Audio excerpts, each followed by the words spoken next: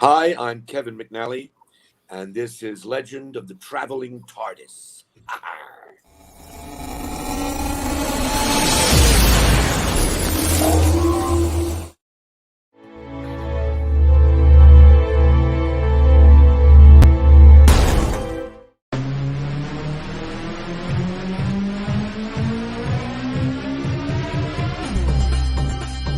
My name is Christian Basil.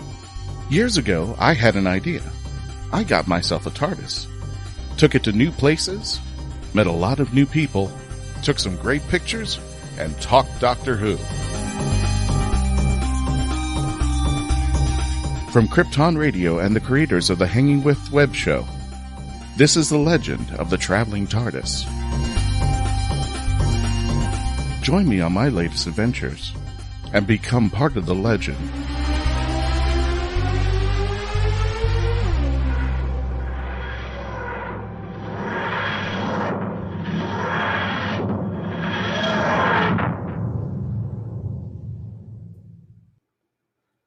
Can everybody hear me okay? Yes. No. Yes. Yes. What? My microphone just cut out for a second and just came back on. So I thought you were doing a bit. Live. Gotta love it. do I sound normal? Yes. Fine. Okay, cool. Hey there, folks, everybody. Welcome to the Legend of the Traveling TARDIS. My name is Christian Basil. We've got some special things going on today, some special announcements. And as you saw, we've got a pirate in the studio, and we're going to be talking to actor Kevin McNally. And I did hear Melanie just sigh when I did that silliness there. But before we go, I'm sighing too. Before we go and get started, let's go ahead and introduce all the gang today. First of all the way down to the far left is the lovely Melanie Dean. How you doing there? Besides, See, Kevin can do it. Kevin can point to the correct stage direction. Christian can't. Gentleman's been on for how long? Shut He's it already down like, right okay, now. bam, that way. Hi, everybody. Welcome to the show. We're going to have an amazing time today because I'm going to try not asking a billion questions to Kevin Too late. and not completely and utterly fangirl. She's got But, notes. yes, I have notes. I've seen them. They went off the page there. They're full. Okay, I'm kidding. But yay! Here we go, guys. Yeah, I've got notes too. Alrighty. Speaking of which, welcoming back Mark Muncy from Erie, Florida. How you doing there, Mark? Doing fantastic, gang. Excited to be here. Don't worry, Kevin. I'm not going to ask you too many questions about I, Claudius. But I might ask you a couple questions about conspiracy with Ken Branagh. So. Okay. He's just laying it out for you. He's just going like, I'm preparing you for your doom today. Speaking of gloom and doom, hi, Dave. Dave from the Rattle.ca. How you doing? Hey, Dave. Right. At least he made it somewhat of a segue. That's There you go, exactly. Sort of, yes. As well as he ever does. If you don't want to be bored by board games, you want to visit this man at the rathole.ca. That's Canada for all you guys out here. How you doing there, Dave? Weird. That did come weird. Fabulous. I've got Dad's Army questions. Oh, Nice. So we're just covering all the bases. Since we're prepping him live, hey, that's what I got. Now for all of you, we'll never get the show started. Now, for all of you who have joined us on our YouTube channel, don't forget to subscribe because we have a wonderful amount of content and announcement that I'm going to be talking about later on in the show. You know what? I'll just talk about it right now. First of all, hit subscribe and hit that notification bell at youtube.com, The Legend of the Traveling TARDIS. And I want to especially thank Simon Fisher-Becker, who I'm producing right now, because he's got his own playlist on our YouTube channel. Mr. Simon Fisher-Becker, how you doing there? And he's got his own YouTube channel. Check it out as well. Hello, everybody. It's very exciting. What's the time? It's just 11:05 at night here in the UK, and I like a good conspiracy as well. And I might even mention Hancock's Half Hour. Okay. This is not fair because Kevin's getting all the answers and stuff, but he's being told what's going to happen before. Sorry. Well, that's being You know what? Just for polite. giggles, I've got Pirates of the Caribbean and Doctor Who taken care of. There you go, out there. And don't forget, you can chat live with Kevin. Don't just go into our YouTube channel, over on our Facebook page, or over on Twitch. Wherever you are watching this, you can chat with him live, and I'll bring up the comments. Or Dave, did you want to bring up the comments today? You want to pull it off? I can do that. Yeah. Well, without further ado, we're going to introduce our special guest today. You've seen him. He's everybody's favorite pirate, including mine. I don't care what they say about Johnny Depp. And we brought him here today. And he has been on Doctor Who in one episode, as known as Hugo Lang, Mr. Kevin McNally. And I appreciate you coming in today. Kevin, welcome to the show. How are you doing, sir? Very well, thank you. Very gotcha. Well. And we're going to be talking about a project that you've done, and we just recently saw. And I had it was a fun little 10-minute ride. It was awesome there. I loved it. Film, yeah. Your little film there. Well, it's interesting that over the last year or 16 months, things that perhaps one would be too busy to do, I've managed to achieve. And one of them was to direct a short film. And so I managed to do that when things were a little bit lifted last year, so that was great. It was still all shot socially distanced and stuff. And I also managed to make a number of other short films with young filmmakers that perhaps I wouldn't have been available for. So that's been an upside, I think, to the pandemic. Gotcha there. Now, I just want to start off with a normal question. We want to say hi to everybody. Dave's bringing in the chats there. Donna made it. There's Donna. And of course, if you have any questions for Kevin or anybody on the team out here today, make sure that you type it into Christian and his famous seguis. Is that how he's pronouncing it? Segway. That is how you. Is that appropriate? Oh, okay. I've been spelling it wrong. Yes. Oh no. It's not like the little motorized. No. This is the first time I've heard of it. I've always been spelling it the little motor car thing. We also I want to let swear, Kevin, we're a professional outfit. We are. I promise. I promise you. Speaking of professional, we want to let everybody know this episode of The Legend of the Traveling TARDIS has been brought to you by Cameo, where you can actually catch Simon, Mr. Simon Fisher-Becker, and our favorite pirate over here, Kevin McNally. You can check out their links there. Let me go ahead and bring up one of their links. This is Kevin's out here. Cameo.com/pirate. Easy enough to remember out there. Cameo.com/pirate for Kevin McNally. And if you want Simon to do it, if you have like birthday wishes, if you just want a greeting from them, a wedding, an anniversary, a congratulations, this is the place to get it. You can get a video from Simon or Kevin, and they'll bring it to you for a nice little price out there. Cameo.com/Fisher-Becker1, the number 1 for our friends who are listening on the audio. Cameo.com/Fisher-Becker1 is all as one word down there. So check out their cameos, and we'll be reminding you about where you can find these later on in the show. But so let's not segue to a segue, please. Thanks, Carl. Really appreciate it there. I got to ask you something there, Kevin. Start of the career. Where did you get the acting bug from? Where did it bite you? And when did you start doing this? And the reason why I'm going to ask, there's something that I wanted to bring up, and I think it's amazing. Well, for me, it was a couple of really great teachers at school who put me in. Well, originally, the first sort of performances I did were things like Harvest Festival plays, Christmas plays and things like that. But also light opera. I had a teacher who sadly passed away recently. Who put me in lots of Gilbert and Sullivan. So I really learned, the sort of the joyous part of theatre first before I delved into the more serious aspects of it at drama school. So really from the beginning, I don't think I ever seriously wanted to do anything else apart from a brief notion of being an astrophysicist, which didn't really fly very well because my maths is terrible. So always wanted to do it. So if you weren't doing what you're doing right now, you would have been an astrophysicist.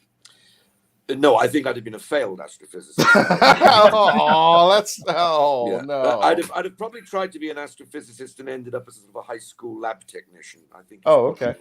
Not that there's anything wrong with that, but it's a bit shy of what my dream might have been as an astrophysicist. So cool down there. And what's amazing is the thing I'm bringing up is that I was looking up your IMDb, and I call it the Hugh Laurie effect, meaning that when you finally get that one role that everybody's going like, oh, this guy is cool and everything, and then we look at your IMDb and it just runs off the page. Like it just keeps going and going and going. I'm just going to read off a list of things that you've done. I'm sure my friends are going to be involving it. Of course, Pirates of the Caribbeans. You've done the ABC Murders, The Outpost. You've also directed your own short, which will be going on. Of course, Power Monkeys. I mean, the list goes on and on and on and on. Like, I don't even think I can keep up with you. I know you've done Supernatural. I did see a small clip that somebody sent me. Right. Law and Order UK. My God, I mean, this just list keeps going. Let me not just say about it. Let me actually show people what I am talking about here. Oh, he's this is. Oh, jeez. There we go. Yeah, there you go. This is Kevin's IMDb, and it just runs forever. And right now, currently, you're filming So for our listeners and our watchers, if you thought you saw Kevin in something, the answer is probably yes. The probably is you. Yeah, exactly. I think what's interesting about it, you talk about the Hugh Laurie effect. All right, take that off now. I think what's interesting. Wait, we're just going on and on and on. What happened for me was that I was a working character actor for 30 years. Mm-hmm. And then I was asked to go for an interview for this American film based on a Disney ride, which I thought sounded pretty stupid. And actually, the day it came up, I thought I'm not going to go because I've been up for all these American films and I never get them. And it was actually my birthday, and I was in the garden, and I was having a little bit of wine actually. And a friend of mine said, "Aren't you supposed to be in an interview today?" And I said, "Yeah, but I'm not going to bother. I'd never get American movies." She said, "No, come on, you've got to go." And I said, "Well, I'm a bit tipsy now anyway, so I can't go." She said, "Well, I think you're a pirate, isn't it? It doesn't really matter whether you're a bit tipsy." So she took me along, and I got the job. And of course, so that meant that not only was I notching up, all of my character work in England, but now I was doubling up with all of the character work in America. So I think there was a sort of a foot on the accelerator at that point in terms of volume. I can't vouch for the quality of it all, but I can certainly vouch for the amount of it. Yes. I just love the idea that you went into test for a pirate and you were a little tipsy, so you're like, no, it's method. No, you don't smell any alcohol. No, we're fine. It was just like, no acting required here there. So, we definitely got we got the comments here, Dave. So cool that you've had the Headless Genie and Master Gibbs together. You know how much of a Pirates fan I am, David Hagman. Thank you for joining us, David. Thank you there. And again, sure, go ahead. I have a quick question then. If you were completely planning on not going to the audition, did you know your lines at all, or did you kind of prep like a cold read a little, or how did you go in there? Yeah. Well, I had learned it, but I just decided I wasn't going to go. So, but I mean, I'm glad I had learned it because although actually, but it's so long ago I can't remember. It might have been that they threw that script out and they asked me to tell a story like a pirate, because it was the storytelling element of the interview that Gore Verbinski really liked, and that having Irish blood in me, I can blarney a story for as long as you like, So I think maybe it was more of an improvised sort of an event. Mm-hmm. It's funny. I've had a lot of interesting things happen in Pirates about not being prepared. I remember when I first went out to LA, they had a pirate boot camp in which they would teach sort of fights and do cannon and things. Yeah. And I remember saying, "No, I don't think I need to do this because I'm usually drunk down underneath the deck." So eventually, about 5 months later, I'm out at sea on this ship. Fighting the undead pirates, and Gore Verbinski, the director, is looking terribly worried. And I said, "Well, what's the matter, Gore?" And he said, he said, I realized I've painted myself into a corner here. He said, on one ship, I've got 50 unkillable pirates, dead pirates. And on this ship, there's you, Orlando, and Elizabeth Swann. I said, shit, that is a bit of a problem, isn't it? He said, I said, what are you going to do? He said, Gibbs is going to have to kick ass. So I didn't dare tell him I hadn't been to the boot camp. I desperately thought back to my drama school days when I was taught fencing and fighting. And so it managed to work out quite in the end. And we then decided that Gibbs was a bit of a berserker. You know, once he got the fire in him, he could take out anybody. So that was an interesting addition to That's awesome. But it's funny how the character grew, actually, because if you remember in the first film, at the beginning of the film, I appear with a much darker beard and I'm in the Navy. Mm-hmm. Mm-hmm. Well, that actually wasn't the same character, but they have a thing when you do a reading for a film that they will ask the actors to read in other smaller parts. You guys all know this. Read in other smaller parts until they hire an actor to play it. And they asked me to play this character at the very beginning, and I misunderstood them. I thought they wanted me to do it the same way. And at the end of it, the writer just went, we'll make him Mr. Gibbs. And the reason he becomes a pirate is he's so scared of pirates. The only way he can stop being scared of them is by becoming one. Yeah. After the read-through, that wasn't even part of the original story. I mean, it makes These things happen. It makes sense. I mean, I know at least I could speak for maybe even Mark a little bit because of the whole Floridian blood of we knowing about, you know, we learn more about pirate history here than anything. Right.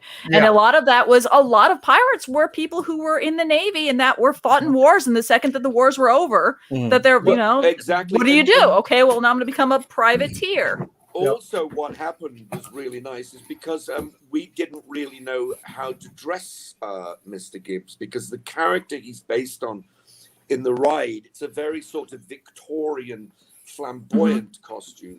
So the costume designer, Penny Rose, said, well, if he was in the Navy, we can assume he was cashiered out of the Navy. And what happens when you're cashiered is that they take you, they pull your sleeves off, and they rip all your buttons off. So she said, I'll just give you a Navy uniform that hasn't been washed in 20 years and doesn't have any sleeves. And so they're, you know, the iconic sort of came They about. look great. Yeah. Hopefully they washed it before they gave it to you. I mean, that's They did. I haven't watched it since, but I mean, it's pretty good. We got to go to commercial break, but Carl Witzman from Rising Tide Broadcast Network, as a bearded man, I have to ask you, what was that your real beard in the movie? First four, yes. I never wanted to be sitting in the makeup chair for hours, so I grew my hair and I grew my burns. I couldn't do it on the last one, and I had to have a wig and stick-ons, and I just hated it. I hated it so much. Any actor will tell you it's the. I mean, well, no, some actors actually like it, but I like to go as natural as possible to get the look in person. You know. And did you know how big these movies were going to be? I'm assuming you already knew about the ride itself, the attraction part. You did know about the ride, okay? Well, I sort of. What happened was, my daughter had an operation in 1999, and it meant she couldn't fly. So I took her to Disneyland Paris, and so about 3 years later, I was filming in Los Angeles, and I gave her a call, and I said, "You know, I'm doing this pirate film." She said, "Yeah." I said, "It all looks vaguely familiar to me. Why is that?" She said, "Dad, we went on the ride 3 times." Oh, that's what it is. That's great. So you totally forgot about the ride that it was based on. Okay. No worries. I thought that was interesting. Well, when we return, we're going to continue our discussion with Kevin McNally from Pirates of the Caribbean and Doctor Who, which we'll be talking about in just a moment. Please continue to stay logged on, tuned in, and become part of the legend. We'll be right back. Bateman. What's the Bateman? A novel set in Florida. Written by Florida author D.L. Havlin. Suspense, mystery, and murder. Evidence is in the bait. The Bateman is available at local bookstores and online. Author Cindy Koepp is writing on the edge. Books include Remnant in the Stars, The Loudest Actions, Lines of Succession, Mindstorm,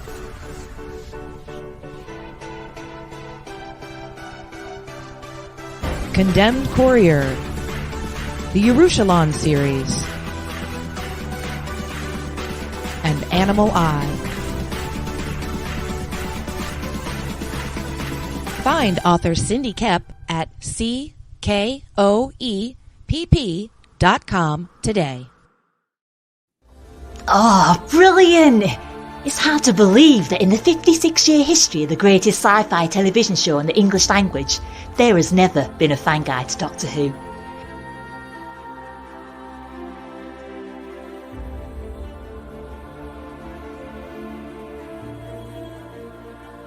The official books might give you what they think you need to know, but only a guide written by a true fan will give you what you really want to know. Join Whovian, the brilliant Mackenzie Flaw, as she takes you on an intensive journey inside the world of the first female Doctor. In the Binge Watcher's Guide to Doctor Who, Season 11. Right, let's get a shift on. If you're watching us on the YouTube channel, but please subscribe over at the Legend of the Traveling TARDIS Facebook pages, and our friends over at Wizard World at wizardworld.com, and don't forget wizardworldvault.com if you want to get your good merchandise on there. We want to thank our friends over at geekinsider.com. Please subscribe to geekinsider.com, powered so that we can be here, so you can watch us.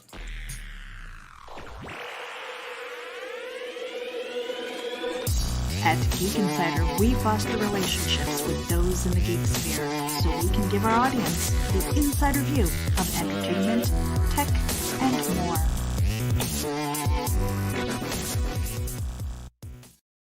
Ooh, I want to throw in this spoiler just for people who want to watch a particular episode coming up this Thursday.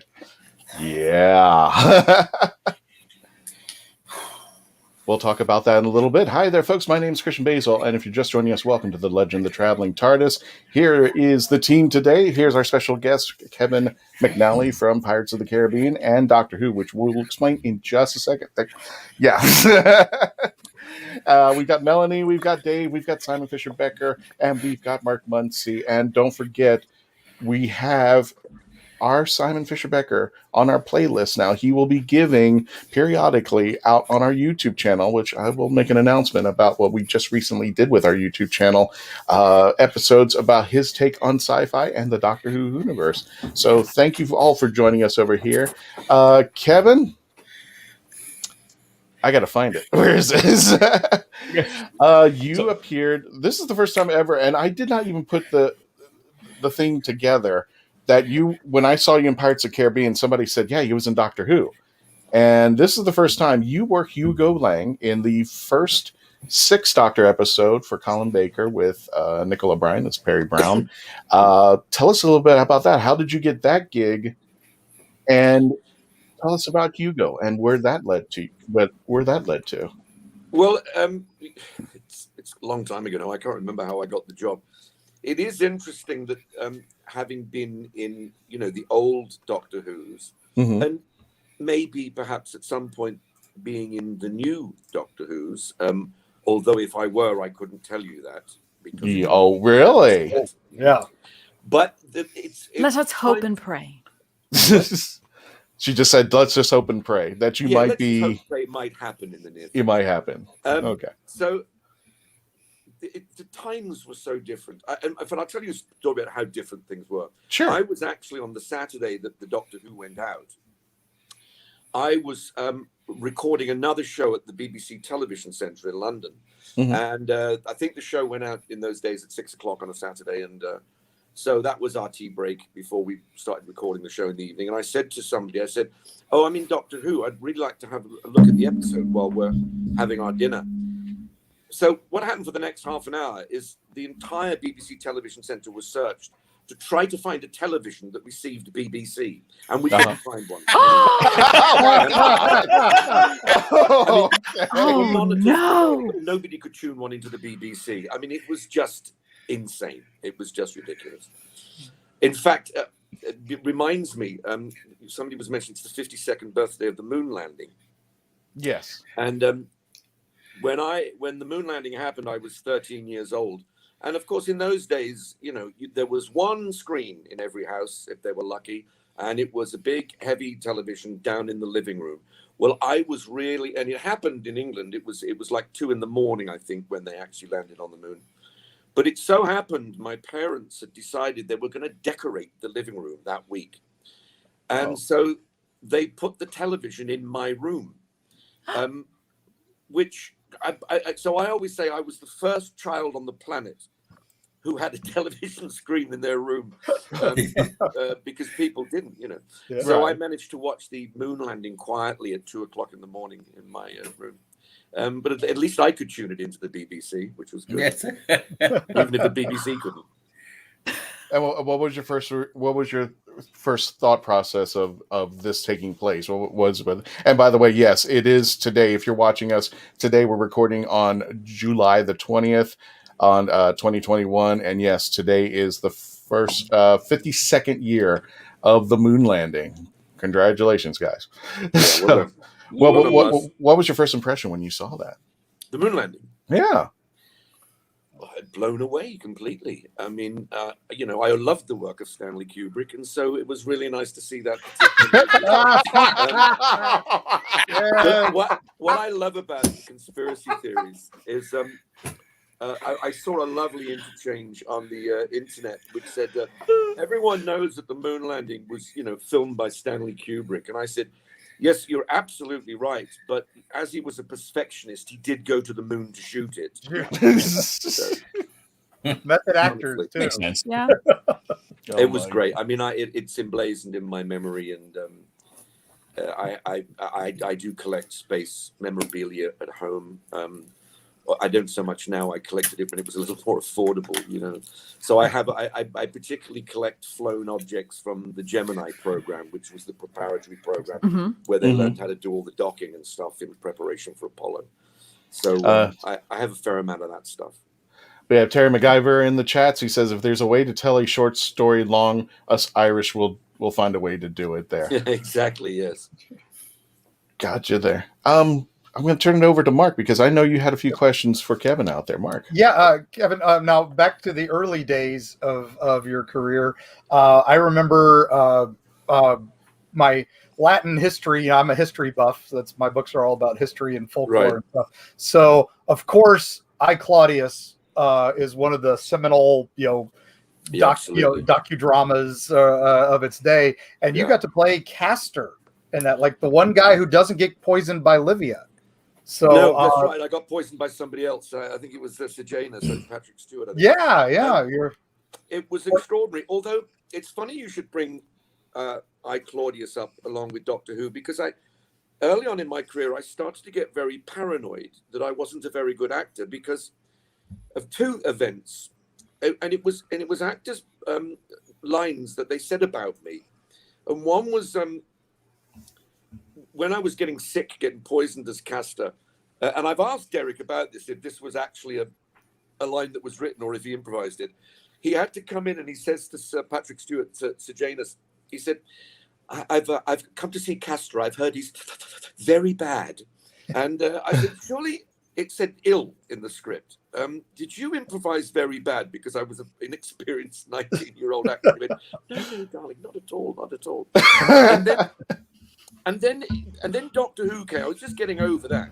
Doctor Who came round. And at some point, I get knocked out by Nicola Bryant.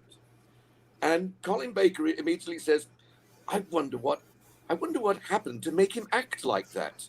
And I thought, are they ever going to go at me again? And I asked Colin about it, and he said, yeah, I improvised that because you were so rubbish in the part. So a much more honest man, of course, Colin. Oh my a lovely bloke, somebody was asking down there, a lovely fella. And I see him quite a lot at the conventions, and we have a great time reminiscing about those days. Funnily enough, there's a guy called, I don't know whether you know Tony Haddock, who's a great... Yes, he's a great chronicler of he's trying to interview everybody who has ever been in Doctor Who, ever, the ones who survive. And he asked me for an interview, and I went and met him in a cafe, and he seemed really nervous. And I said, before we start, Tony, I want you to know that I am fully aware that the episode I was in, The Twin Dilemma, is universally regarded as the worst episode of Doctor Who ever made. So there's no need to feel nervous. anymore. I'm aware of it. And he went, oh, thank God for that. Well, I wasn't going to say anything, but I like to get that off everyone's chest before we start. No. So I, Claudius, I mean, you were on it for a little bit and you got to play a little period of time there. They grade your hair and all that. So, well, it was so funny because of the aging, they had children and then grown-ups, but it didn't quite work for me. So they said, well, we're going to have you. I was only 19. I was very fresh-faced and that I hadn't discovered rum yet. And I started out as myself. And then they said, well, we're going to have to age you. Well, they were aging me to 35, for heaven's sake.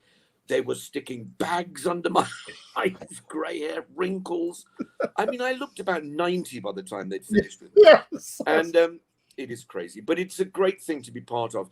And in fact, 20 years ago, we had the 20th anniversary of that show, and we all met up and we watched a compilation of scenes from it.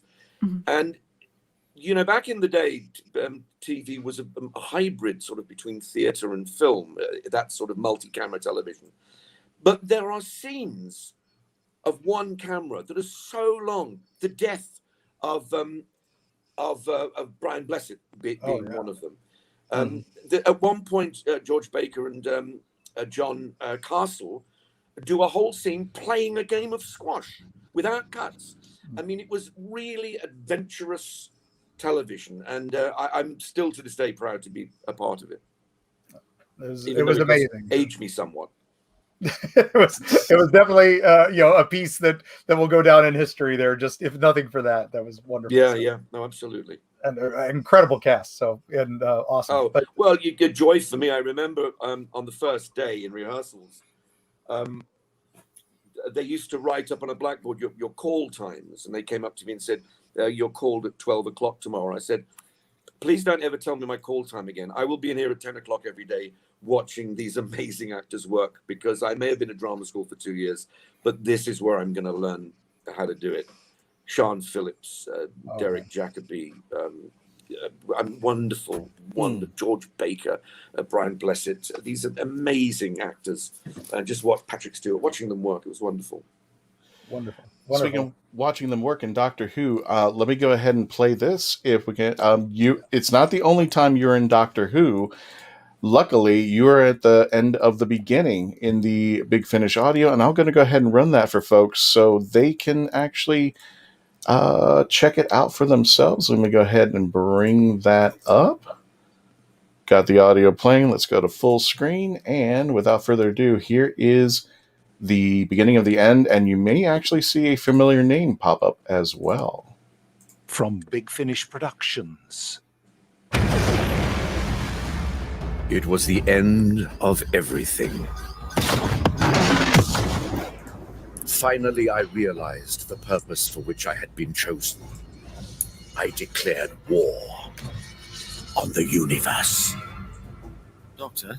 Charlo? Before we die, can we at least agree that this was all your fault? If it makes you happier. Not really. The city. It is said to house a great jewel, known as the Zalam. The darkness. Good grief. By all that's holy. Don't be alarmed. This is simply an artifact of another civilization. It's a lot more impressive than yours, isn't it? Size isn't everything. Well, Mrs. Clark, welcome to Huygens End Spaceport. Life is fast and short in these parts, so be careful. Sounds like the Wild West. From my obsidian throne in the Fortress of Night, I assembled the means to begin my war. Doctor, Mrs. C, welcome aboard the Black Star. Charming, I'm sure. I am a Time Lord. A Time Lord? Oh, is that supposed to impress me? They're following us. Can we outrun them? They've taken out my starboard thruster. Doctor, you better think of something. Rather dark, isn't it? Don't worry, love. You'll be safe with me. There's a new child of the night in town. Another one like you? When I started selling off my paintings, I thought I was being completely discreet. I should hope so, Highgate. Artists do usually tend to stop painting once they're dead. Oh no. We might very well be standing on all that's left of, The lost moon of Batoya. Doctor. Hello, Doctor. And Charlie, isn't it? You remember Turlo? Doctor, is that really a future version of you? Indeed it is. Oh, you become awfully, What? tasteful. There is a legend, a prophecy, if you will, of a great unraveling. And it's said to have started here. To me, it sounds more like a weapon. No wonder the ancients hid it. In the wrong hands, it would be a terrible thing. What have you done? Isn't it obvious, my boy? I've started it up! Big Finish. We love stories. Funny thing, time travel, isn't it?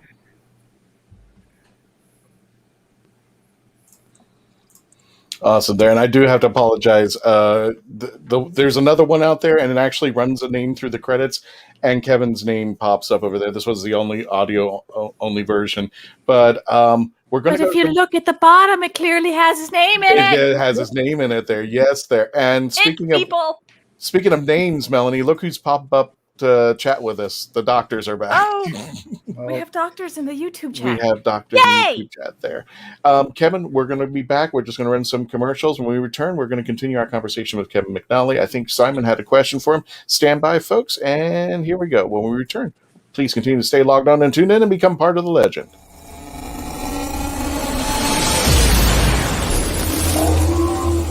This is Cosplay Michael with the Hanging Out Club Show. I want to tell you about my friends at Embellis Effects in Orlando, Florida. They've got makeup, costumes, and props for all of your costume needs. And the team at Embellis Effects is helpful and friendly. Embellis Effects is one of my favorite places, and I know it will be yours too. I'll see you there. Or go to embelliseffects.com. And remember, cosplay is for everyone. Meet the Doctor. I'm the Doctor. But not the one you were expecting. All right, sexy. It's time to go home. Doctor Who Velocity. Streaming now. Famous Faces and Funnies in Melbourne, Florida is leading the way in pop culture fun. From comic books and graphic novels to Funko Pops and collector's items, Famous Faces and Funnies has it all. Rick Shea and the professional team at Famous Faces and Funnies are friendly and knowledgeable. Whether you're looking for toys, props, collector treasures, or a new comic book, Famous Faces and Funnies is your one-stop shop. To find Famous Faces and Funnies on Facebook and Twitter, just type at FFF Comics.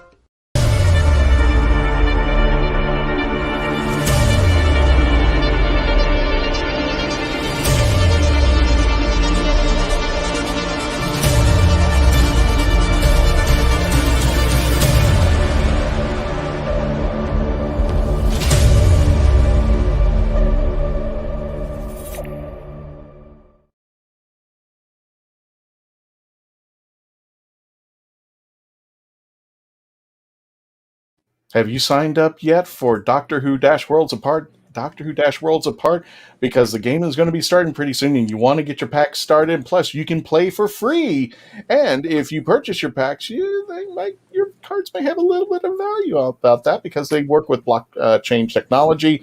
Doctor Who Worlds Apart, and we're going to be, once we get things started, and I talked to Mort, Melanie, we're going to be playing very shortly, and there might be some surprises. And yeah, go ahead. I'm sorry.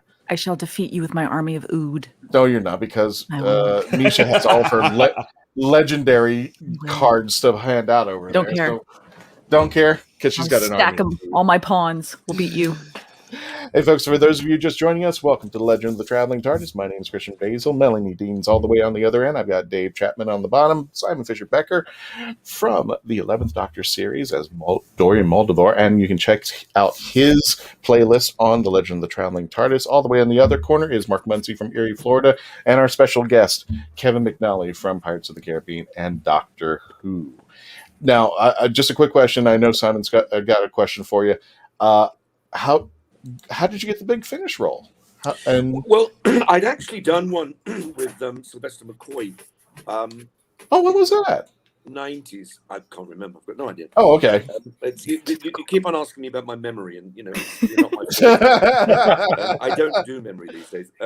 But I did one with them before, and they were always asking me to come back. And just before lockdown, I remember thinking, I've got the most fantastic voice in the world. Why don't I do more voiceovers? So I decided I was being underappreciated as a voiceover artist. Absolutely. And I installed some professional equipment in my study. And so when the lockdown happened, the people like Big Finish and lots of other agencies instantly were asking around who can record professionally from home. And I was able to put my hand up and say, me, Swatty me, I can do that. And so they asked me to do this Big Finish. And it was great fun, really great fun. Gotcha there. So you did it with Sylvester before. I got to ask you, just on a quick question there, and I know Simon's next. Of all the stuff you've done, what are you most proudest of doing? What's the one thing you're proud of? Well, if you could say, this is the thing I want everybody to remember me, what would be that one item? I like to say, when people say, what's your favorite role? I always like to say the next one. That's my favorite, that's a good answer. Favorite role. And I think all actors feel that way. I mean, I played King Lear 4 years ago at the Globe Theatre, and I suppose that was very hard work and for me very special, and I enjoyed it. Plainly, Pirates of the Caribbean made a massive change in my life and exposure. So, I'm tremendously grateful for that. Also, some wonderful memories from that. I remember on the first day of filming, a guy came and picked me up at some god-earthly hour in the morning, and I fell asleep in the van, and I was awoken by a bump as we went over the speed bumps into the artist's entrance at Universal Studios. And I said, wait, back up. And he said, well, I'm sorry, man, if you've forgotten anything, we can't go back and get it now. We'll be late. I said, no, just back up about 4 feet.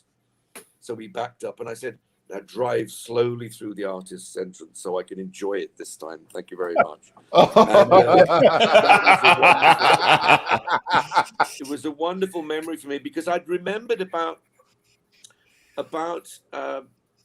6 years before I did Pirates, I was in a theater doing a stage play, and I was sitting getting my makeup on and looking in the mirror, and it occurred to me, I thought, oh my God, I'm 40 years old now, and I guess I'll never be on a Hollywood backlot.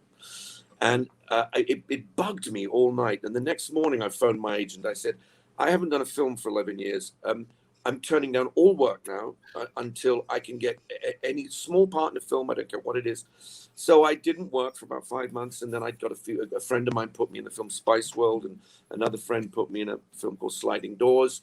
And then I got asked to do a film with Sean Connery and Catherine Zeta-Jones called, I can't remember, it'll come back to me in a minute. And so by the time Pirates came round, I was on people's lists of actors who did movies, and I got the role. So I was there's about 3 times maybe in an actor's life when they have to make some sort of decision about where they're going. The rest of the time they just truck on and, ask the question, do I need the work? Do I need the money? But there are other times when you have to go, I need a little bit of a reset here. And so for that reason, Pirates is very important to me. Gotcha. And Melanie was kind enough, she found that Doctor Who The Death Collectors was the Big Finish audio that you did there. So thank you, Melanie. Simon, let's go ahead and get your question. Did you have a question for Kevin out there? Yeah, actually, it's I don't know how straightforward this will be. Are you a natural mimic, or do you have to work at it? I think mimicry, I think, has always been, it depends who it is. I mean, as far as Hancock's concerned, yes. I've loved him all my life because my dad loved him. And when I was a young man, I remember I was not quite old enough to catch the original series. I'd have been about 4 or 5, but they repeated them again in the mid-60s. And I remember my dad coming down and saying, you've got to watch this show. This is my favorite show. He's an Irishman. I don't know why he loved you. Maybe he just liked seeing awful, pompous English people being put in their place. I don't know. But I realized, when I watched it, well, a lot of the tropes my dad had were Hancock tropes. He'd be like, yes. Oh, will you be quiet and do your own work, please. Yes. And just finish your dinner and shut up. I mean, things like that. So that came naturally to me. Later on, of course, I was asked to do Mannering. From this will all be going over the heads of our American viewers now, but Captain Mannering from Dad's Army, which is a famous, the most successful British sitcom ever, and it has never not been on the television. It's true. It's true. It's even on now. It's extraordinary. Yeah. So there were 3 episodes lost, and they asked me to play Arthur Lowe, Captain Mannering, and I thought, well, I know I've got a Hancock in me, but I don't know about that. So I said, just give me a day. And I went and I watched a lot of stuff.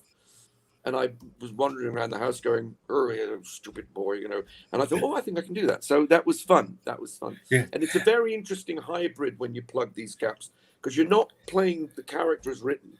You're playing the actor who played the character as written. So it's an interesting thing to do. I mean, what I noticed a couple of times was your physicality with Mannering. Because Arthur Lowe used to twitch his fingers. They're down by his side. And I don't know whether you did that deliberately or it just became you absorbed that. No, it's very some impressionists concentrate solely on the voice. But if you're an actor and you're having to work and respond to other actors as well as do an impression, quite a hybrid thing to do. You've got to get the physicality, because that's what will keep the image of you being that person going. You can't just sort of be neutral and then do the voice when it's time, So yes, I watched him. I didn't have to do it with Hancock because he was in there, but I fortunately had about a month's preparation, and I just watched episode after episode after episode after episode. Yeah.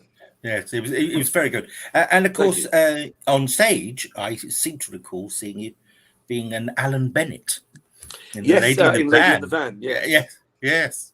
So, well, it's very funny, that impression, because my dear late friend Mel Smith, the comedian, I told him I was going to be playing Alan Bennett.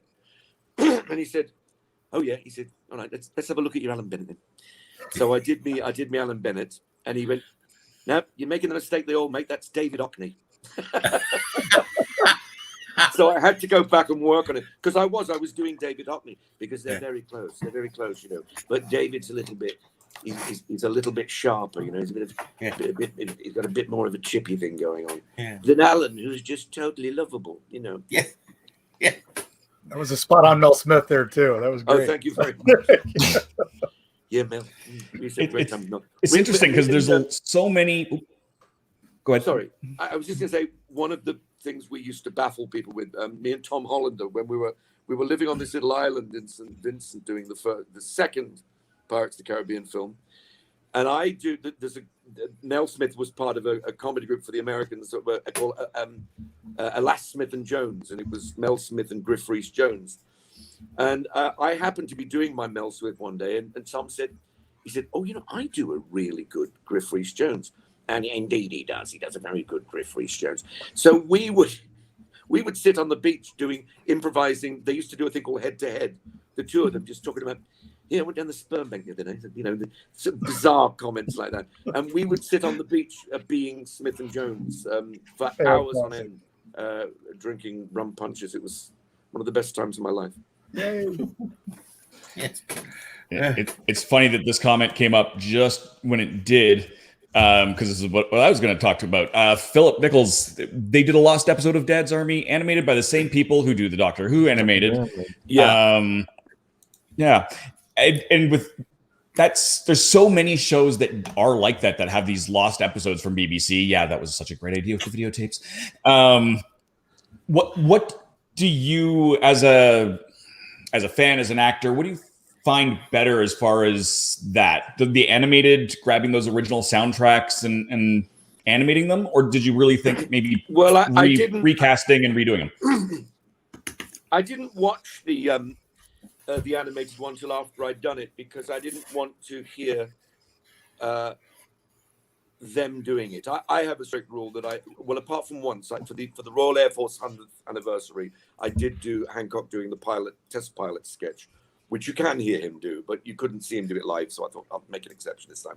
But I only do stuff you can't hear them do. Now, it was only when we started to do the missing Dad's Armies that we discovered there was an audio of them doing it. Of course, it wasn't quite the television show because it was an audio of them doing it on the radio.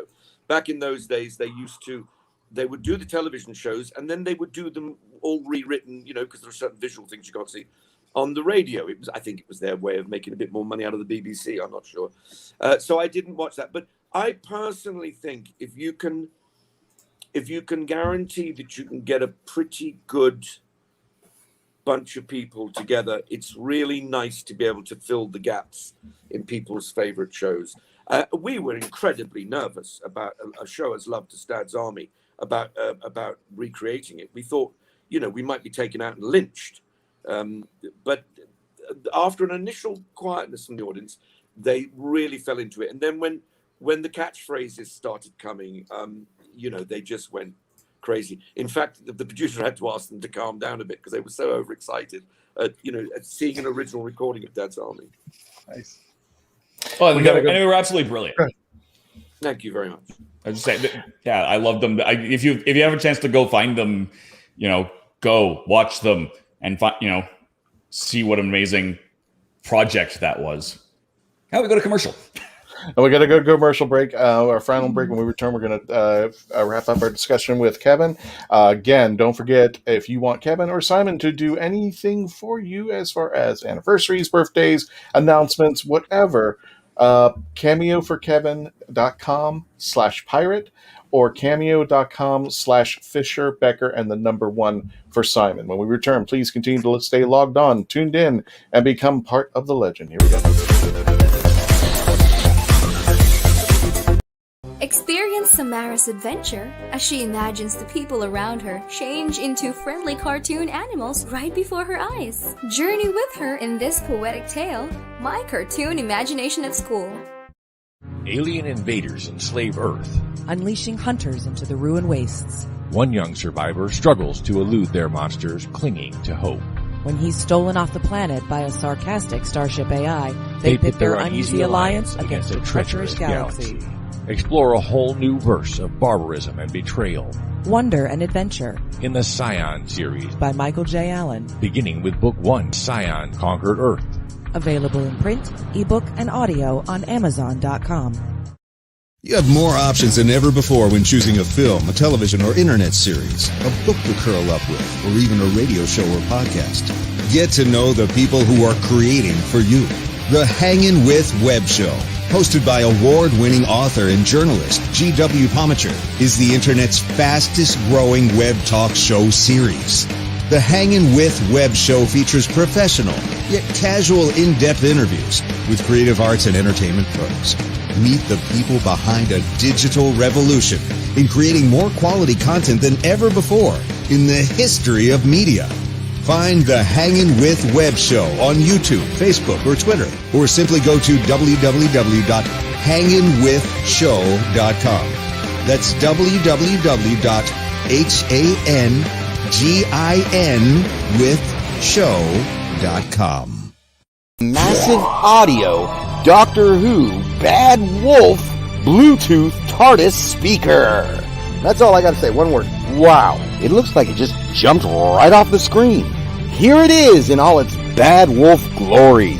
Right here is the on-off switch and the up and down volume. Right here's the speaker. The TARDIS stands about 6 inches from the bottom of the TARDIS all the way up to the top where the light is. Look at the detail. Wow. You can check out all that merchandise, including Weeping Angel chargers, wireless chargers, over at Amazon.com/FameTek. It's spelled FAMETEK.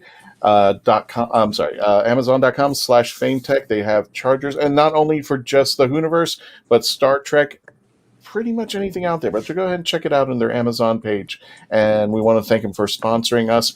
Of course, if you want to be a part of our family of sponsors, don't forget to write myself or Sage at hangingwithshow.com, spelled HANGIN withshow.com, or myself at Christian at the same mailing address. We got really good rates for you if you want to sponsor the show. You've seen our list of sponsors. They're getting their names out there, and we definitely want to help you promote your product. Please, if you want to become part of our family of sponsors. Also, our Facebook page is now climbed up to 52,000 Facebook subscribers. And I do want to make a quick announcement. Let me just see here. Yeah. Yo, I'm getting there, Mark. I was getting to that there. Let me go ahead and introduce our announcement. Kevin, as of yesterday, Simon, the Legend of the Traveling TARDIS became part of the YouTube partnership program. And we are very happy that we've met our first goal with our YouTube channel. If you go out over here and subscribe, and don't forget to hit that notification bell, we're trying to see if we can get to about 5,000 subscribers, and we're about at 1,200, which helped us reach our goal. This coming Thursday is our interview with Ashley Eckstein. From her universe, and it is signed up, ready to go for our live stream out there. You can check us out on the YouTube channel. You can always chat away. Also, we have exclusive content, as I mentioned before. Simon is doing a little bit for us. He's doing our Simon Says Sci-Fi vlogs, and we really appreciate that. And he actually talks about astrology and horoscopes. A little girl asked him what exactly is science fiction, and the first episode, Who After Peter Cushing, we did an episode of what we thought of actors if the Doctor Who movie Peter Cushing character could regenerate, who would take after him, and Simon will be continuing that series as much as he can for us, and we really appreciate that. Thank you so much there, Simon. The Who Knew news that's going to be real time. We're going to be discussing next week about our appearance at Tampa Bay Comic-Con and other news that drops on Doctor Who WHOniverse, bits of the TARDIS, and we're also going to be adding a whole lot more. So go right now, subscribe to the YouTube channel, The Legend of the Traveling TARDIS. Don't forget to hit that notification bell if you want updates on that channel. I want to welcome back Kevin, and I think, Dave, did you have the question for Kevin? Or did I get that wrong? I think you had.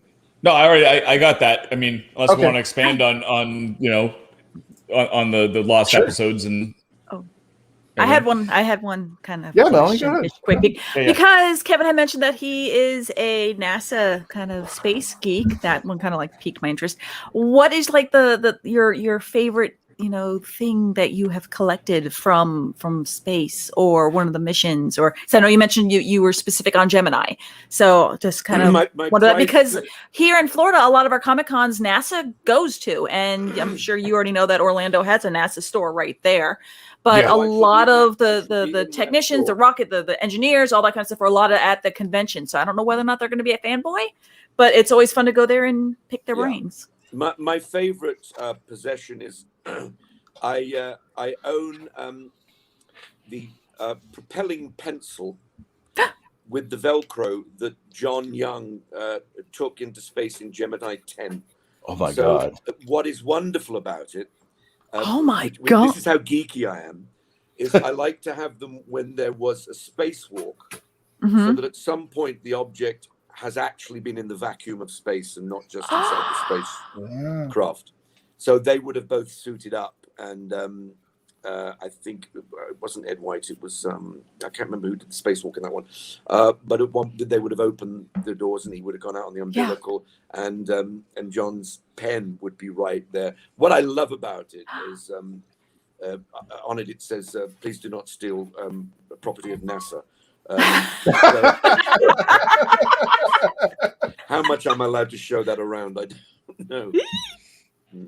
I could just put that in your pocket and just go like, I can't show you this. However, I have this item that I just carry around with me. It may or may not be a pen from John Young.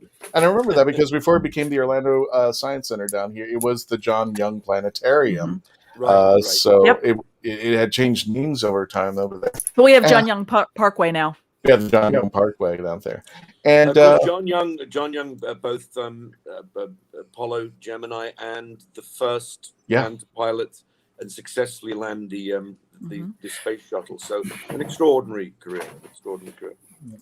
It is. My favorite thing, though, that I ever did was I went once to out in Pasadena. to the monitoring station they have for all the satellites there that NASA have. And I was absolutely enthralled to look up. I was looking up at this big board with lights go beep, beep, beep. And, what's that? And the guy said, well, that one is, is the low lunar orbiter. The one that proved that people actually landed in 2009 on the moon, because you can see the footprints and all this stuff. So anybody who says that they didn't land there since 2009 is just an idiot. Filmed by Stanley Kubrick. Stanley Kubrick. Yeah. But then there was one down at the bottom, and it wasn't blinking. And then just before I left, it went, boop. And I said, what's that one? And he said, that's Voyager. He said, that's the one that's farthest from the Earth, that had just left what is officially known as the solar system. Yeah. And it will send back maybe once every 3 hours. There'll be just a little bit of information coming from it. And I suddenly felt connected, with the universe, that I was hearing a sound that was generated from the furthest man-made object from the planet. That's how geeky I am. That's incredible. Perfect. Okay. That's awesome. No, it's fine. I'm terrible. I remember going through the NASA store and enjoying myself astronaut ice cream. They took ice cream, dehydrated it, and became this little block of chocolate, vanilla, and strawberry. What's that? Living here, it was something that was very, very common for my generation, and I would imagine Mark and possibly Christian. Yep. And that was every time the space shuttle went up. We would classmates, school. I mean, I can remember even being at work and everyone would be like, shuttle's going up, let's go outside. And even from where I'm in St. Pete, you could go outside and just, if you look just right and pray the clouds aren't in your way, you could see the arc. And it was just something that was constant over here. It's crazy now that it's gone. I've never seen a launch. And I was doing a show in Richmond, Virginia. Well, you can't see it from over there, Christian. There's a huge pond in the way. But I was in Richmond, Virginia, and I just arrived back to do this show.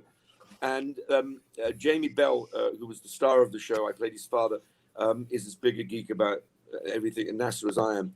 And he said, in half an hour, there's going to be a rocket taking off from the RAF, the USAF. Is it Vanderbilt? I can't remember. Down there. And he said there's low cloud, but he said we should just be able to see it taking off before it hits the cloud. So we went outside, and it was behind a building. And I said, I feel terrible about this because that's my apartment block that's hiding the rocket. And so it went behind my apartment block and then went into cloud. And so that was my one chance ever of seeing a rocket take off. Well, when you're down for Fanboy, we'll see if SpaceX or anybody has anything going up, because they're launching like crazy now. Yeah, I know. It's like almost every other month I'm trying to drive out and see something. So. Well, I shall be doing, just to give myself a minor plug with a very, very casual Christian-like segue. If anybody knows of any rockets going up in either Fanboy Orlando, Fanboy Indianapolis, Fanboy Knoxville, or Fanboy Columbus, Ohio, work permitting, will be at all four of those. So it always is work permitting, but I hope to be at all four of those. I remember when the space shuttle program was going off, it was like every 2 to 3 months we would get a shuttle, and if they had like an issue, then it would be delayed for another month or two. But now today, since they privatized it with SpaceX and all these guys, Virgin and all these guys out here, there was at a time where it would almost go off once a week. There was a shuttle going off. It was just incredible. Yeah, they've done 2 launches in 1 week. One time, I remember watching. Well, I remember, and here shows my age. When I was driving to high school one morning, I saw the most beautiful sunset in the world, and it was the remnants of Cassini's launch. Oh, and the trail had come all the way over here on this side, and it was just absolutely the most stunning sunrise I'd ever seen in my life. And I had always been since that moment, watched all the way, Cassini from cradle to grave. So I'm just okay.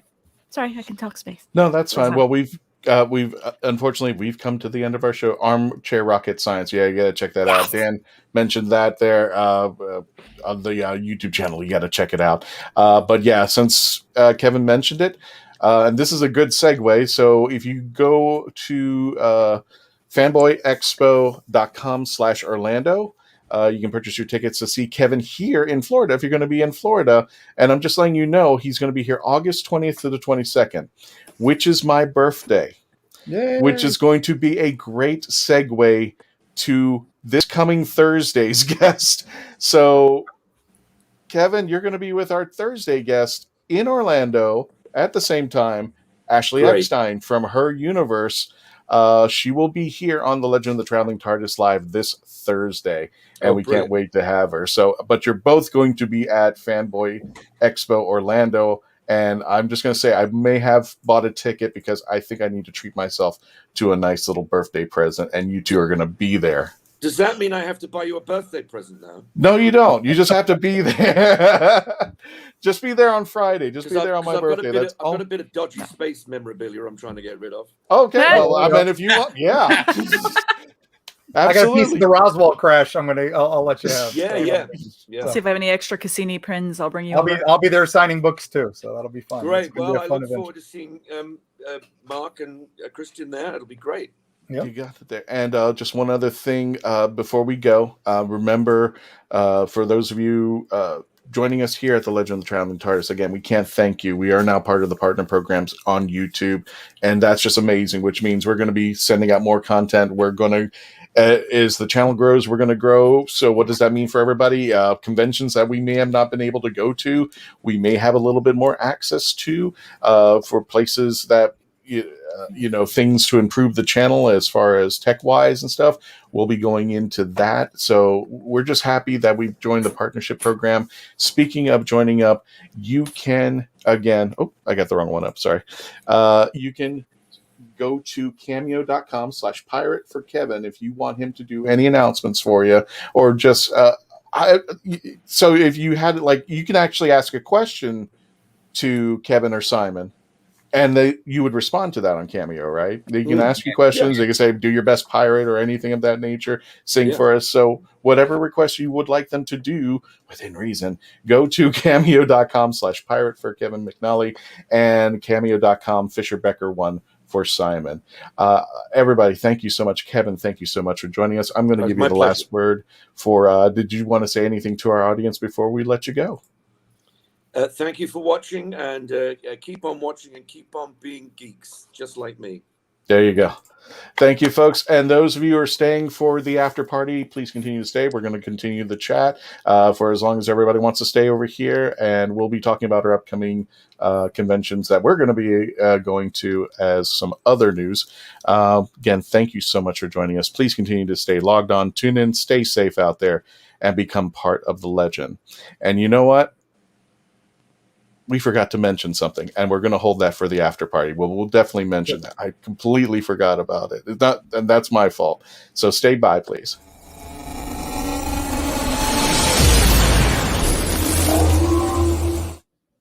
Let me go ahead and remove that banner because I want to talk. Kevin, can you stay for a little bit there? Because I definitely want to address this there. But this is going to be part of our video, and we want to talk about your directorial debut. Oh, right. Lipstick.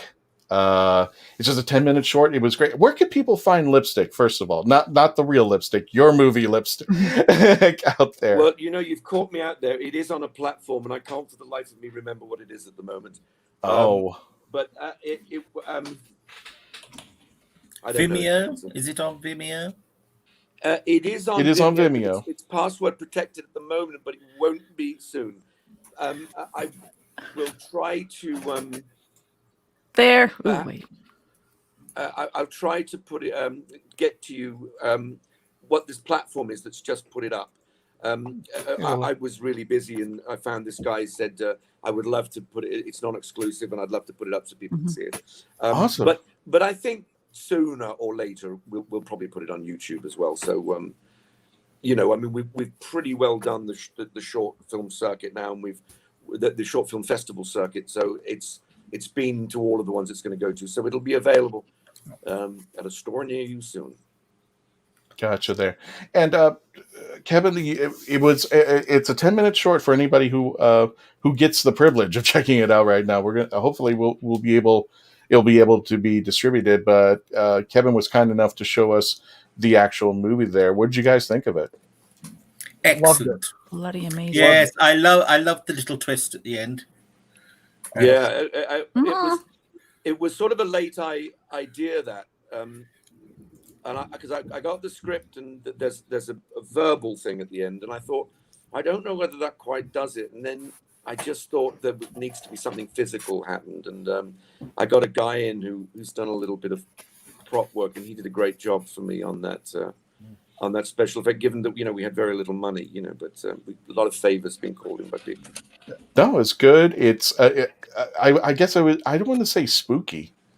It is mysterious. Oh yeah, definitely. Mysterious. Absolutely. Well, I think more mystery. It was just there is that kind of. What I spookiness. liked about the script is I thought I liked when you back characters' corner, and you go, I don't know which one of these to believe, but that at the end you do make a choice and you go, this is the truth.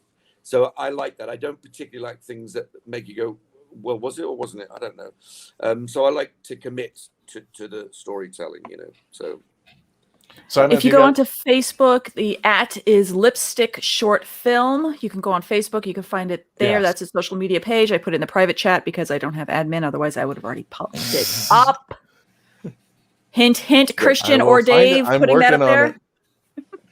I'm usually the one that's like getting all this stuff done. Simon, I know you're still in the UK. You need to go to sleep. I want to thank you for joining us. Don't forget. Thank you all very much. It's lovely to see you all. It's been brilliant talking to you, Kevin. You too, Simon. Hope to sort of work with you sometime. That would be awesome. Our industry is very weird, so you never know. You never know. Yeah. You never know what will happen. Yeah, it's midnight here, and I've got an alarm call at 7. Well, thank you for staying up with us. No, but it's been absolute fun, and I'll see you all again very soon. All right, bye. bye. Simon. Bye, Simon. And those of you who are still with us, if you want to get Simon to do some stuff for you, cameo.com, Fisher-Becker 1 for Simon, and cameo.com/pirate for Kevin out there. Oh, everybody's got a Cameo now. Unfortunately, what I'm looking at, because I'm like, if you haven't noticed, I'm looking at my monitor. Atlas 5 is going to be, they're going to be doing a test launch, but that's not till July 30th. So I'm like looking for rocket launches for you. Gotcha. Oh, look, somebody remembers me from Poldark. Yeah. Oh, we got Laura Islander. Hello, Laura.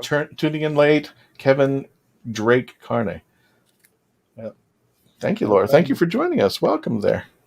We've had a recent surge at the bookstore I help out in on Sundays. They've had a recent return. The Poldark books have been selling like crazy again. Oh, so. Because of the new series ending. I think. Yeah. So great. Those are good days too. We have the 11th Doctor following us today. Yeah. All right. So the question I didn't get to was we were talking conspiracy theories, and you were in this amazing film called Conspiracy. Ken Branagh and the crew, and it's the real life history, the historical meeting where the Nazis coming up with the final solution. The Wannsee Conference. Yeah, it was extraordinary because we all, at the beginning of it, obviously we're very honored to be part of the project, but we all did quietly say, a 2-hour film, which is 11 people talking around a table. And of course, we rapidly, as we did it, we realized it's absolutely mesmerizing to hear 11 men middle manage the genocide of 6 million people. And for that reason alone, it is utterly fascinating and utterly shows exactly how that sort of thing can occur. You just hand it to middle management, It's not an angry, violent thing. It's a cold, calculating, efficient way of carrying out what they believe to be others' orders, and chilling for that, I feel. It was incredible, and like you said, mesmerizing. And what an amazing cast! I mean, everybody in that just wonderful off the charts. People, yeah. And when Tom Hiddleston has 2 lines in it, because I think it was like one of his first roles, that just showed you the level. Yeah. Plays Radio Man. The thing was about 7 years later, I appeared on stage with Tom in a stage play because he was quite a successful stage actor before he became the legend and star that he is today. And he was really pissed off because I couldn't remember that he was in Conspiracy. I said, "You were in Conspiracy. What did you play?" He said, "I was the maid on the switchboard." He goes, "What do you think I played?" "I was the man at the front." I went, "Oh, I never went out the front. I never saw you." No, that's on HBO Max. If anybody wants to watch that, it is an incredible. Yeah, piece it's of a history. real compulsive viewing. That's one way. Oh, And as you say, a great cast. And you were incredible in it. So thank you, man. Thank you. Laura says we'll get a cameo soon. Have been debating it, but was a bit shy to talk to Kevin. Been a fan since the 70s. Oh, yeah. First of all, one of the cool things about Cameo is you can actually, for some of the accounts, including Kevin's, you can actually talk to Kevin directly. You can send personal messages for a small fee. He will get your chats. Now it's up to them if they want to respond. So I just want to let you know that that is the case. So if they don't respond, don't take it personally. They might be working or whatnot. But you can talk to Kevin directly, or you can have Kevin. I do always respond. But I not talking to Kevin. There's a couple of people that are like. The only thing I won't do is lewd acts. But apparently Simon doesn't draw the line there. So. No, I always tell people be kind in your requests. Be kind in your requests. Do you know? But people are remarkably polite on Cameo. It's a really great site, and there's a very good relationship between most of us and the people who want them. I actually have given up and broken a little rule of mine, which one is that I don't ever appear in my costume. So I managed to find a white shirt that was a bit like the shirt I have as Mr. Gibbs, and a sort of a denim jacket that's a bit like the waistcoat I wear. And people loved it so much, I actually went up and I got my tie and my bandolier. So I'm becoming more and more Mr. Gibbs. I think the next thing I'll be sticking on cotton wool on my face. You're gonna stick those things on that you hate. Yeah. It just happens naturally. Well, I'd imagine that with that last film, since you said that you tried just growing your hair, and then that last one you had to stick them on, that I would imagine having the face, because I've never had to have the pleasure of sticking hair onto my face, that after having that spirit gum or whatever adhesive it is, that would just get so hot and sweaty, and that you'd worry about, itchy. Just the uncomfortability. Itchy, and the buggers wouldn't give them to me. Oh. I thought I'd take them home and just mount them or something like that. So you couldn't keep them? Yeah, but they wouldn't give them to me. But Dave, what do you got behind the scenes, Dave? I'm sorry, I see you brought up something. What do you got there? Oh, yeah. On the I'm like, right here. Yeah. No, I sorry, I didn't mean to cut you off, Kevin. Lipstick Facebook page. Okay. There's the Facebook page, or this is the there's the Facebook page. So great. Yeah. Just so you can follow the progress on how the film is doing and where you can find it. We'll certainly, the guys who manage that will certainly let you know when and where you can see it. So, in fact, I might send them a message today and get them to update it and put the name of the platform that it's on. Yeah, I just got selected to be a judge at the Tampa Bay Creature Feature Film Festival. Oh, great! Next month, and I was like, "Oh, this would be good," but it's got to be under 8 minutes. So it's and it's supposed to be feature a monster. So yeah. So I get to judge best kill and best monster. So hey, it's great fun. That I was the president of a jury of a French film festival about 4 years ago. It was a bit tricky because I had to conduct the entire thing in French, which was quite tricky because I'm not that great at French. But it's great fun judging a film. You see the weirdest selection of things. It's great. Yeah, I'm excited for it. So I was a last minute addition, so it'll be fun. So as the judge, so somebody must have died or something. Yeah, exactly. That's how I get everything. I always think, oh bloody hell, somebody's dead. Yeah, they want me to do it. Always fun. So I got a question for you. You've gone to conventions. You're going to be down here in August. Not the best convention experience, the craziest convention experience that you've come across.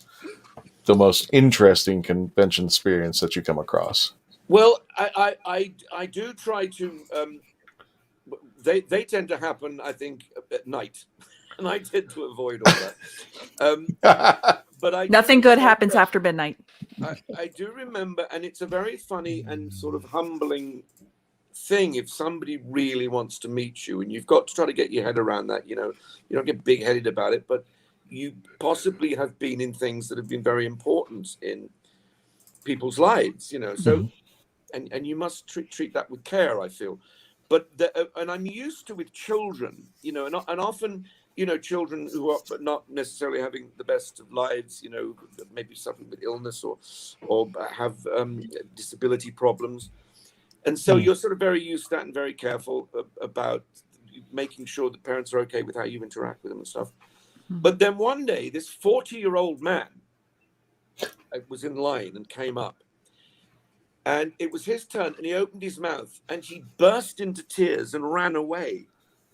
And he was dragged back by his wife, and she was saying to him, "Pull yourself together, for God's sake.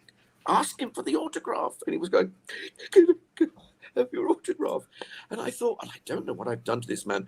And then crossed my mind, I thought, I wonder who he thinks I am. But it was the most extraordinary. And I don't think it was that he had any sort of, sort of issues. Yeah. I think he obviously liked pirates more than he should do, and was completely overwhelmed to meet somebody who was in it. And that sort of reminded me not to be flippant ever with people, you know, or you know, and I do notice some people who are just rude, and you think, well, if you don't like doing it, don't come, you know, and don't take the money, you know. So I find that unbearable when people are like that. True. Yeah. One thing I've learned come doing across it yourself. Yeah, no, one thing I've there are learned some doing famous names in the business who, you know, are known to be assholes. Let's be honest, you know. YouTube, ignore that. Yeah, sorry. It's okay. All good.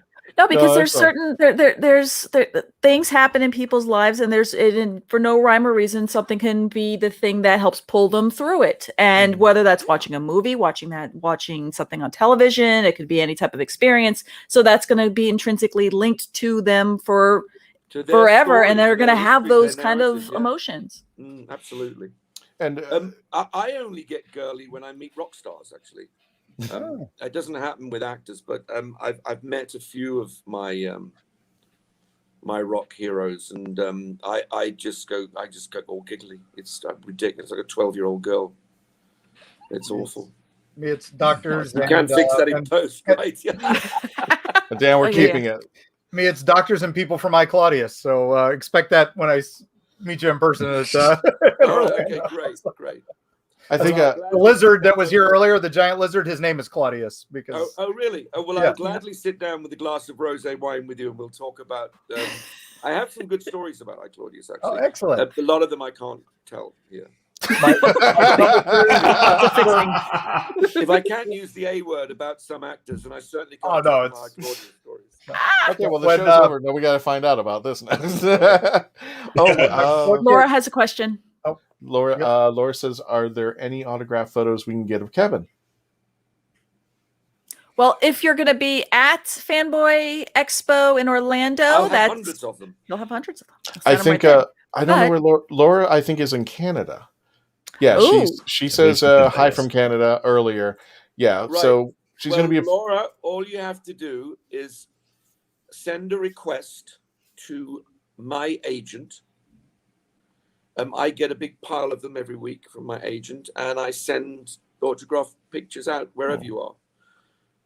And the agent is called Conway Van Gelder Grant. Conway Van Gelder Grant, and you can just look him up online, and there'll be the address there. We're gonna physically send you one out. For you, Laura, we're gonna Melanie's pulling that up right now, so we can post it in the chat, so you can copy and paste it. She can't come to. Yeah. Yeah, she's in Canada. She's been locked up with Koepp. Almost. You're so close. So close. She's in your country there, Dave. In terms of COVID, when you do get the photograph back from me, it will smell of hand sanitizer. Excellent. It's in the private chat, so one of you two gentlemen need to put it out there for him. Got it. It's coming, Laura. All right, Kristen, and got it. I got to agree with you. I got to agree with. Hang on one second. Let me. Laura's in the Wizard World, so let me connect that up to Wizard World, and boom. Yeah, no, Kevin, when my book hit There you bestseller list, which was a big thing for my small publisher, they went and got Brian Blessed to call me and say Muncie's alive in a big, Brian Blessedy way, which was Brilliant. that was they knew that was my thing. So. Brilliant. I saw Brian at the last Comic-Con I did before lockdown. I can't quite remember where it was, actually. Liverpool, maybe. He's a great guy. I've known him since I left drama school. I did my first radio with him. I did my first advert with him. I did iClaudius with him. And, of course, I've been an admirer of his for years and years and years. Such a nice guy. He was very happy because I write about monsters and stuff. So he was like, Right, "Oh, hippies!" and all. That's very great. So, yeah. So that's So thank you, and I will be fanboying at Fanboy. So just saying. I can't wait. I'm going to go and have a glass of wine now. Yep. So, or I should say another glass of wine. It's been really nice to talk to you all, and thank you for inviting me on the show. And I'm glad we finally got it to work, Christian. I know there was a lot of No, thank you. but I think we dealt with the new Doctor Who very well. Yes, absolutely. And just be on the lookout for Doctor Who, because just you in never case I know. ever get a part in it. Just in case you ever get a part. Just in case. Yes. And we'll just in case, and then we'll shower you in rosé. Yes, thank you.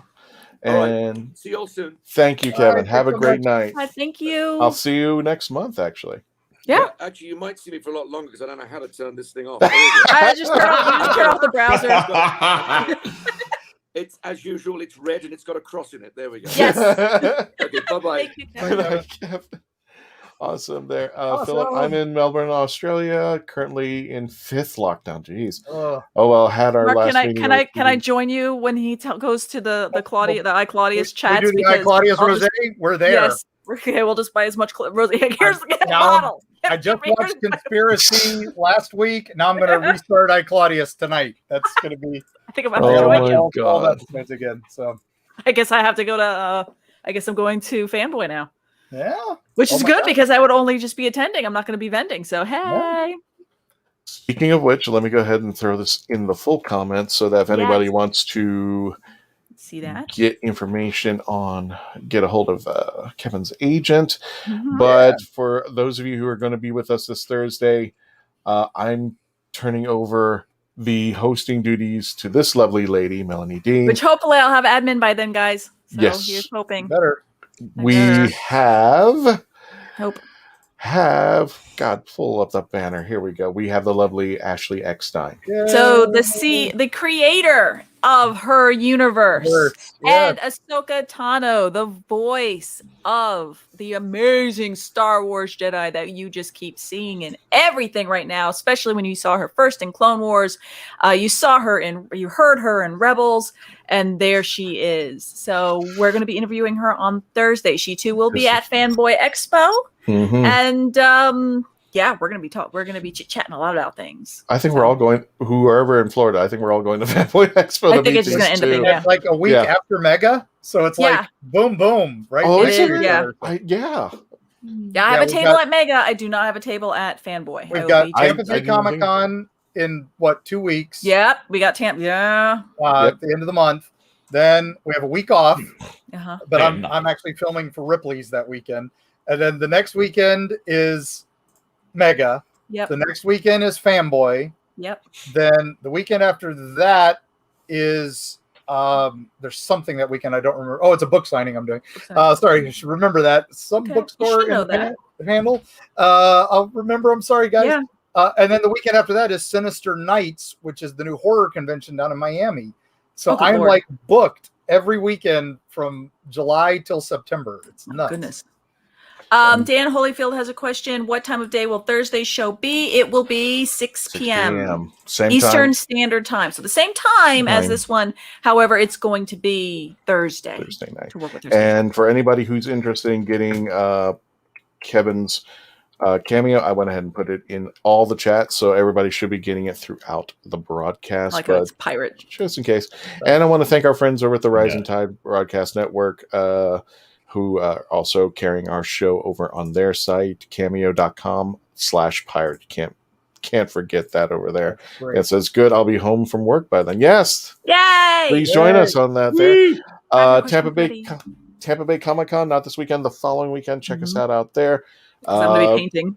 We're not going to be participating. We're just going to have fun. I think Melanie and I are going to go visit our friends over at Fanboy Expo Orlando in August. And not participating what? Not doing panels or anything. I'm going as a guest. At Fanboy. Tampa Bay? At Tampa Bay, I will be having a booth. I have my Artist Alley table. And we might have a booth. And I'll be pushing It's out. going to happen somehow. We're going to I have a booth at Tampa Bay. And we got a booth. And now this guy is going to be in Canada. Yep. Yes. So what conventions are going on in Canada? Thank you, Philip. Fingers crossed. I'm actually going to miss the next two events in Canada. Calgary Expo has been rescheduled for 2 weeks before the Edmonton Expo. And fingers crossed, Laura, I'm out in Alberta, and cons, like I said, Calgary and Edmonton in September. And in all of September, I'm in theory at cons in the US, assuming the border opens. But we are opening the border coming north as we're allowed vaccinated people, I think, as of August 9th. Now it's basically your move, US. Which I know, which is going to be funny because I know that we have cards, but because so many people here are very anti-vaccination proof, vaccination passports, I don't know how anyone's going to enforce it because the US doesn't exactly have a completely consistent way to prove you're, vaccinated. I don't know if everyone has that CDC card. I don't know, but got my shot. I've got my records. I'm literally going and going to get it notarized.